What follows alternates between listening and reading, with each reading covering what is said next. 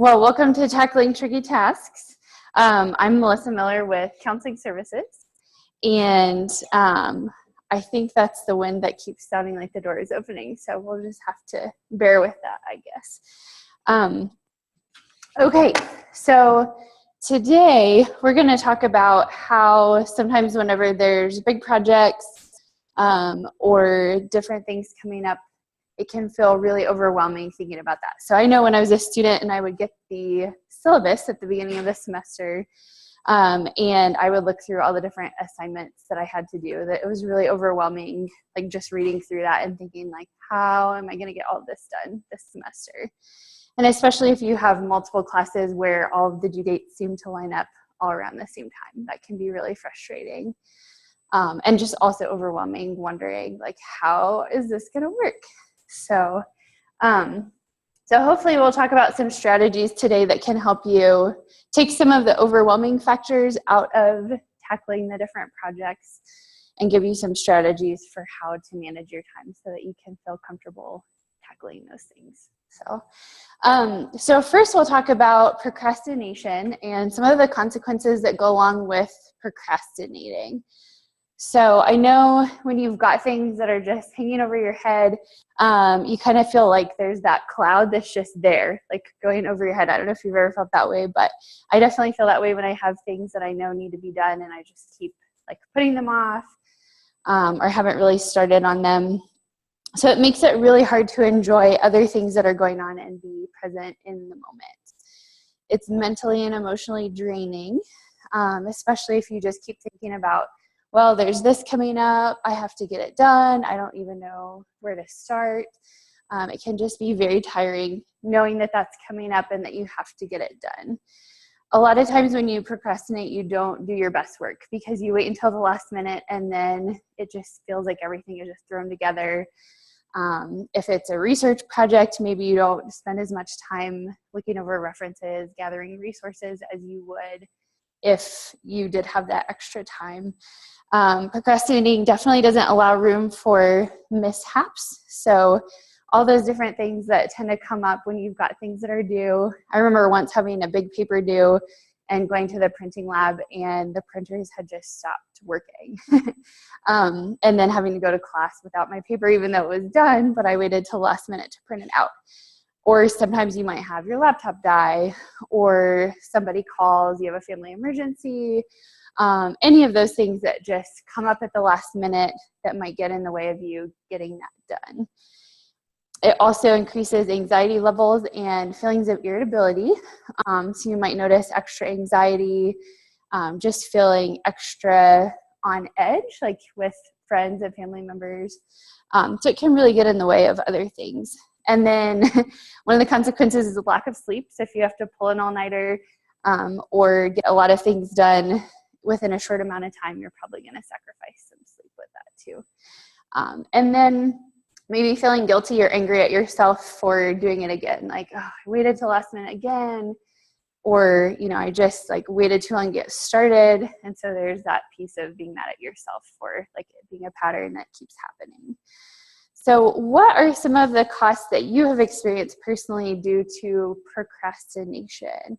Is there anything like maybe some of these or something else that sticks out to you? If you want to use the mic just so it picks up. I've had some late nights, nothing too strenuous. I haven't pulled any all-nighters in college, luckily. But, there have been times where I'll have mishaps that kind of throw things off. If something takes longer or if a certain part of an assignment took longer than I expected, it's kind of like a mishap that throws everything off. And it ends up, leading to more of a lack of sleep and increased anxiety. Mm-hmm, definitely. Okay.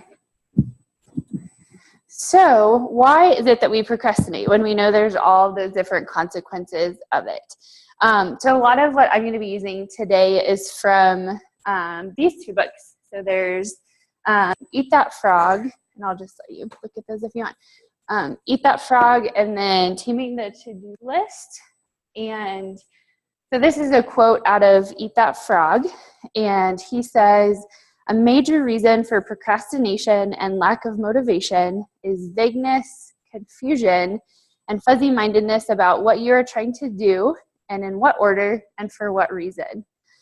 So a lot of that is just like, I don't know where to start. I don't know where I'm doing. I don't know why I'm doing it. So just a lot of that vague, not really feeling like you have a concrete plan. And that can really lead to us procrastinating. It's not necessarily because we want to procrastinate or we recognize like that it's very helpful to procrastinate, but I think we just don't even know where to begin. Or if we even know where to begin, we don't know like what's this going to look like down the way, what's the purpose of what we're doing. And so that can really lead to putting it off because we don't even know where to begin.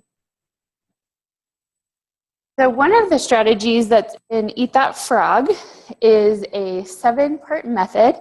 And I do have outlines of the PowerPoint that have all of these points. So you don't necessarily need to take notes unless you just want to. But the 7-part method starts with step 1, decide exactly what you want.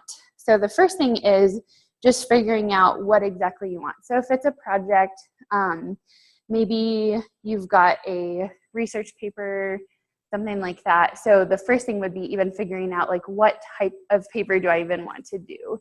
Do I have some ideas of maybe where I want to go with the topic? If it's building something, maybe having a general idea of where you're wanting to go with that. And then step 2 is write it down. So there's a lot of power behind writing something down, writing it down specifically, because when it's just in our head, that's great. But we don't usually do anything about it. I think in That Frog, he actually talks about how if we don't write it down, it's more of just like a wish or just kind of a thought that doesn't necessarily happen. But when we write it down, it makes it more concrete and makes it more of a solid plan. And then step 3 is to set a deadline on your goal and then set sub-deadlines if necessary. So set an overall goal. So it's somewhat easy when we've got projects that are part of class assignments because a lot of times those do have an overall deadline. But maybe setting sub-deadlines for yourself could be really helpful as well. So I know I keep going back to the research paper. I was an English major, so that's like what I did a lot. But going back to if you've got these different pieces of the paper that you're trying to do, maybe set a deadline for yourself of, I'm going to have all my resources done by next Monday.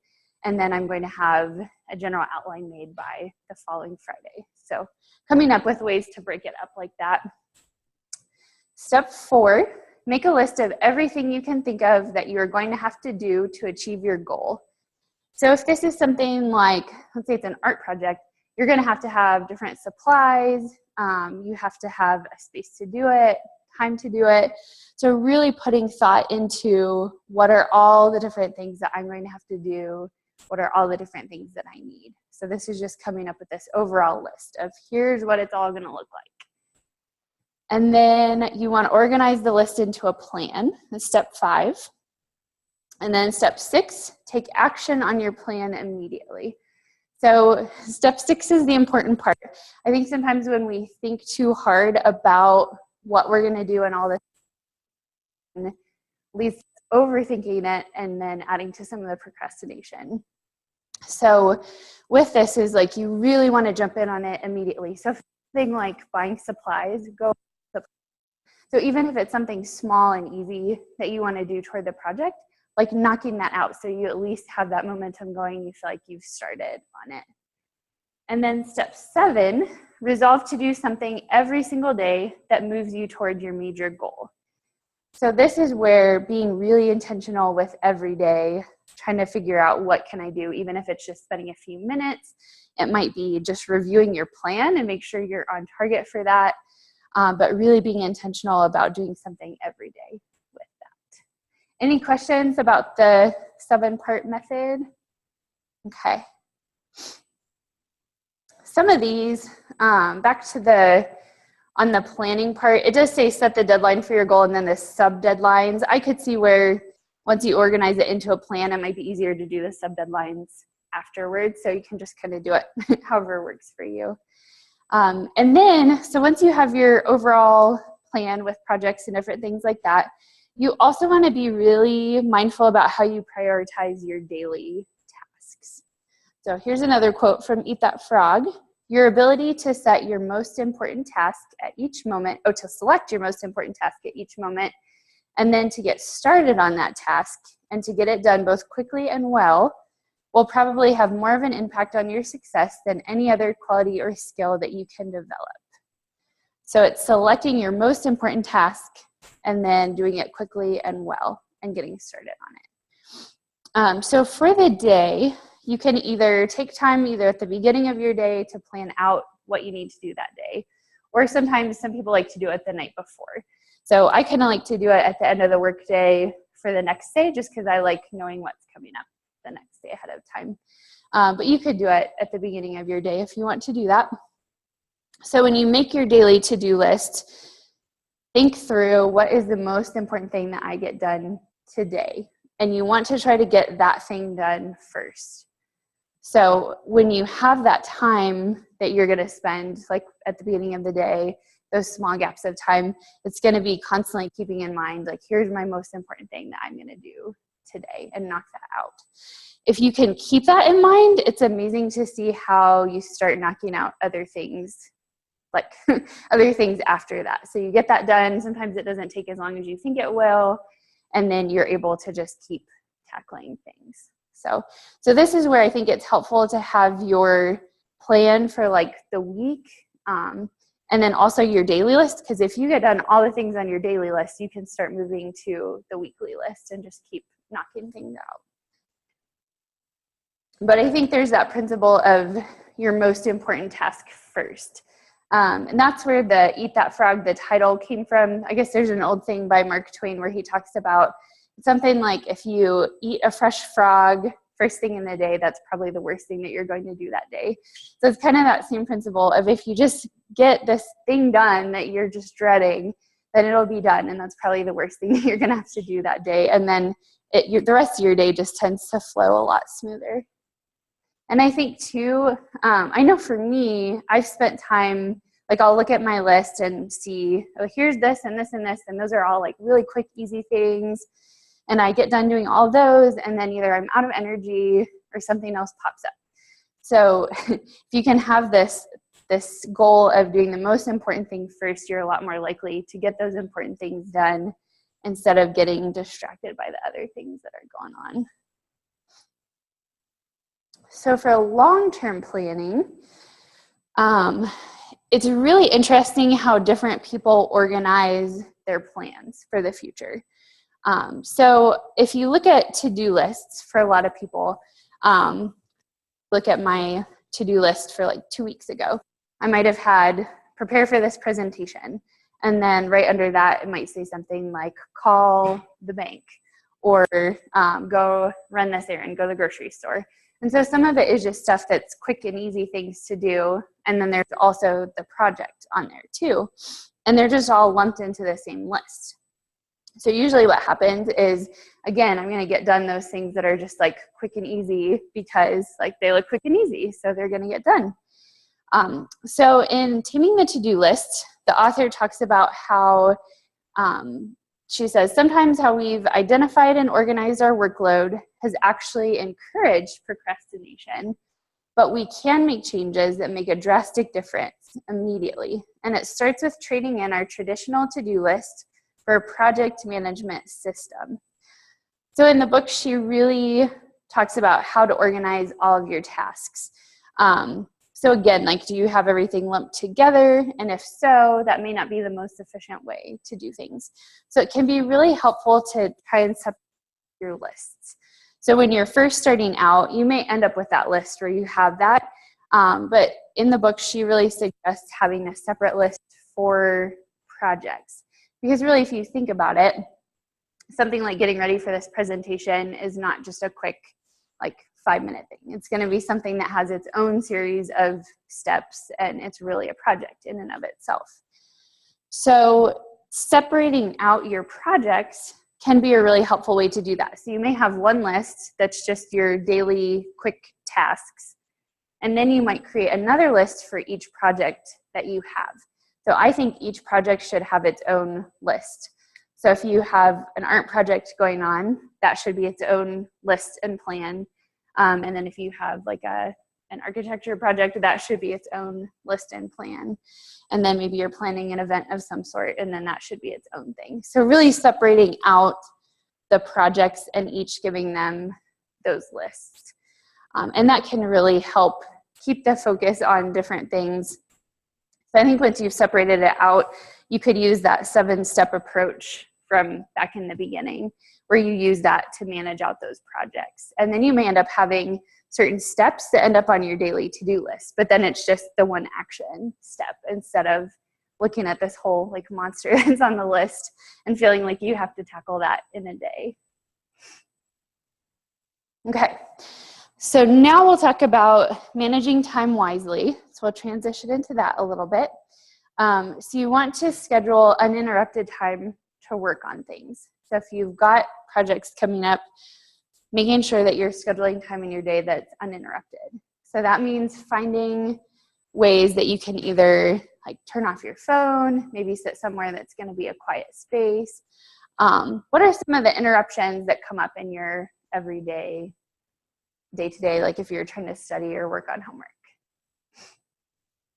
A lot of mine are kind of self-imposed interruptions. I mean, I think I'll get phone calls and text occasionally, but a lot of it sometimes out of habit is me taking my phone out, and that's kind of a self-imposed interruption. So I try and segment my, like if I'm studying, I'll try and do, 20 questions before I check my phone or do anything, just because I feel like people do it out of habit. So yes, I agree. And sometimes it just starts with, oh, I'm going to check this text. And then it's like, oh, I have 10 emails. And then suddenly you're like, oh, I'm going to follow this link to this article. And before you know it, it's been an hour. So yeah, I think that's a really smart way to do it, whether you set a time limit or say, I'm going to do like these 20 questions or get this segment done before I take a break. I think that's a great way to do it. And then making sure you value small pockets of time. Really important as well. I think we underestimate those small pockets, and that can be anywhere from 5 minutes, 15 minutes. I get different people consider a small pocket of time differently. I think for me, usually if it's 15 or less, there's definitely a lot of times that I'm like, I'm just gonna kill the time until my client shows up or whatever, until we have a meeting. And it's amazing how when you have that time, so let's say I had 15 minutes and then I glance over at my daily task list and I see like, oh, I've got this phone call on here that I know will just be a quick something. You can really use that pocket of time to get your stuff done. Whereas if you don't really have a plan for the day, you probably won't use those small times as efficiently. But watching out for those small pockets of time where you could get things done. And then it's really important to reevaluate the value of your time. So in Taming the To-Do List, she talks a lot about what is it that only you can do, the roles that just you have. So for example, I'm a daughter, I'm a wife, and so nobody else can really be a wife to my husband. Like that's my role. And so that's something that I need to take care of. Also with being a therapist, like I'm there for my clients. And so that's not really something that like my husband couldn't come in and do that for me. It wouldn't work very well. So those tasks, like really taking note of what are the things that only I can do are really important because those are going to be some of your priority tasks. There's a lot of times that we take on roles that we don't necessarily need to do. So for example, sometimes I'll be in a meeting and they're asking for volunteers to do different things. It might be things that maybe I can do it, but I'm not the only one that can do it. And if I'm already pressed for time and struggling to get all these other things done, then that would be a great time for me to ask myself, like, is this something that only I can do? No. There's other people that either I can delegate this to or ask them if they would like to do that. And one thing that I've learned too is if you're not constantly jumping up to volunteer things, often there's people who just may take more time to jump in and say they'll do it. But there's other people that really enjoy doing those things. And so it can really give other people an opportunity to take advantage of those experiences if you're not constantly volunteering to do those things. So, and then identify time wasters is really important. So you brought up the phone one, which is definitely one of the popular ones that I think a lot of us do if we have a smartphone. Then we have things like checking email excessively. I think that one happens a lot with work. Like if you're at work or with students, I know there's the K-State emails that pop up quite a bit. So I know when I'm doing the work day, sometimes I'll catch myself, like I'll check it and then the thing will pop up and I'll think like, oh, I need to go check this one too. And really it can be a hindrance from what I'm doing if I'm constantly going back to check that. So that would be maybe having set times during the day where I check email, or using those small breaks of time to go do the email, but not feeling like I constantly have to do it every time one pops up. And the same thing on the phone. Like I think a lot of times when we have notifications, we feel like, whoop, I need to do this right away, but it can really stop the flow of what you're doing. Another one is stopping what you're doing to check your phone, text, or Snapchat. Or just anything else, but that's the one that we had just talked about. Facebook is a big one. A lot of times we think, oh, I'll just be on here for 5 minutes, and then like an hour later, we're still on there. Or really any of the social media apps. Then we have apps on the phone, so like games, news app, whatever that is. Multitasking is a big time waster. So there's actually been a lot of studies done that show that multitasking is really not as efficient as we like to think it is. So really we're a lot more efficient if we just focus on the one thing instead of switching back and forth between multiple things. Watching TV is one. Worrying can take a lot of time up that you think about it, and a lot of times like worry is not really something that's very productive. But when we're in that phase of either like not having things planned out, or just being overwhelmed with all the things we have to get done and we spend that time worrying, it's really wasting the time that we could be using to get things done instead of being productive. And then taking long breaks. So it's okay, and I definitely recommend taking breaks when you're working on things, but sometimes those will turn into really long breaks and then we don't ever get back to what we're doing. So it's really important to make sure you take just those short breaks here and there and do that as needed. So, okay. So here are the resources from the 2 books that I used. And I will give you one of these. So, thank you.